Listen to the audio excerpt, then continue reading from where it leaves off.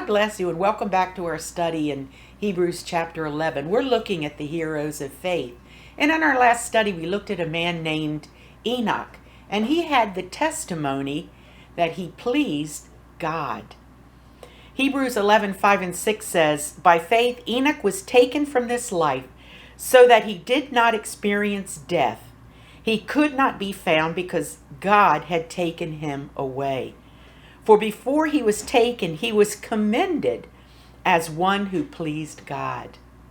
Pleasing God is at the heart of a life that is lived by faith. And when you live a life of faith in God, then you will please God.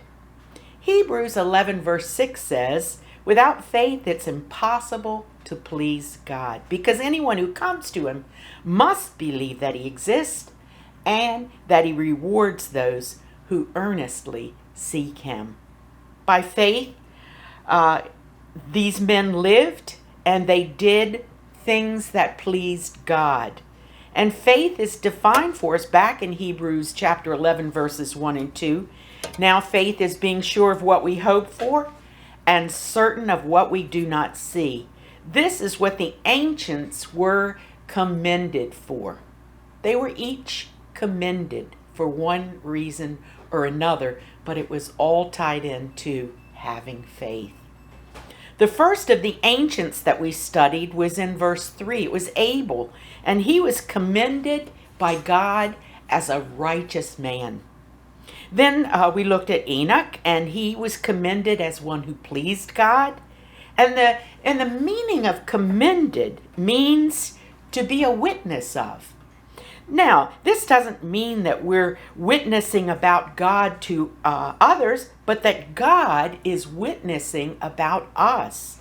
And Abel was commended as a righteous man, and even though he's dead, he's still speaking to us today because of his testimony that he received from God. And God commends Enoch as a man who walked with him faithfully for 360 years. And his walk of faith was so pleasing to God that Enoch did not experience death like other men, but God took him home to heaven to be with him. Both of these men pleased God. They gave God their all. Isn't that what we want to do with our lives? To come to the end of our lives and to be pleasing to God? And to know that I am a woman, you're a woman or man of God that is pleasing to him. Well, faith is at the heart of pleasing God. And faith really starts with loving God with all of our hearts, being totally submitted to him. Not just believing that faith is all about having enough of it to get God to answer all of our prayers, but it's having faith in God and living in such a way that we please him. And pleasing God, once again, is at the heart of faith. Hebrews 11:6, we read that without faith it's impossible to please God, because anyone who comes to God must believe that he is, and that he's a rewarder of all those who seek him. Our mistake is thinking that our Christianity is defined by our religious duties and our activities that we fulfill or those that we don't fulfill. And we put so much pressure on ourselves thinking that we have to get everything right by keeping a list of do's and don'ts. And if we don't fulfill them, we feel guilty. Of course, we are all called to live righteous lives, but pleasing God starts with having a heart that is submitted to him. This is where our spiritual life starts.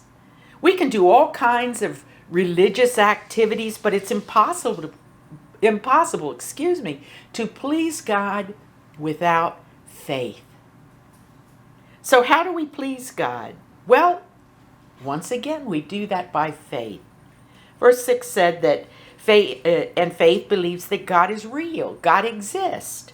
Because anyone who comes to God must believe he exists. And if he's real, then what kind of God is he? Is he indifferent to us? Or is he responsive to us? Faith not only believes that God is real, but a faith that pleases God believes that he responds to those who seek him. He rewards those who earnestly come to him. Psalm 9:10 says, "Those who know your name trust in you. For you, Lord, have never forsaken those who seek you." Pleasing God is not keeping a list of do's and don'ts, as I mentioned before, because there's nothing that any of us can ever do to please God, but it all begins with putting our faith and our trust in him. I don't worry about things as though I am alone, because my faith says that I live in the belief that God is, that he exists. And the other part of my faith in him is believing that he loves me, that he cares for me, and that he responds to me and to all those who earnestly seek him. And the biggest part of faith is living daily in the knowledge that Jesus really did die and rise from the dead, and he did that for me, and he did that for you, and knowing that he loves me, and he rewards me with his presence when I seek him. That's all about having faith. God bless you until our next time in our look at the heroes of faith.